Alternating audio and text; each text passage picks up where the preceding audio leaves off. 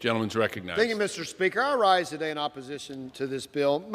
Make no mistake, this bill is a Trojan horse to advance the radical defund the police movement and will hurt people who need help the most. This bill will not only keep our dedicated law enforcement officers off the streets at a time when crime is rising and illicit drugs are flooding communities, but also could significantly reduce access to care for individuals with severe mental illness or substance use disorder, because this bill would penalize organizations that have higher rates of institutionalization.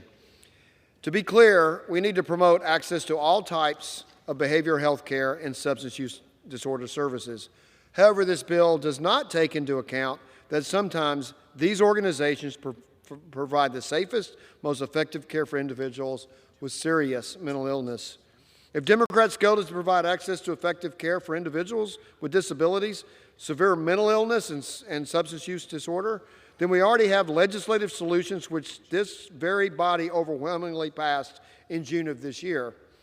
In June of this year, the Restoring Hope for Mental Health and Well-Being Act was passed, and it would bolster behavioral health and substance use disorder treatment and recovery services for millions of Americans, most notably our children.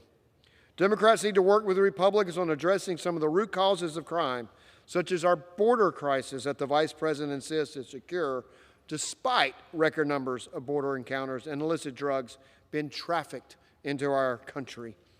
We have a solution in the Energy and Commerce Committee to provide law enforcement officers the tools they need to get drugs off our streets and break the cycle of addiction. The HALT Fentanyl Act would permanently schedule fentanyl-related substances as Schedule I drugs.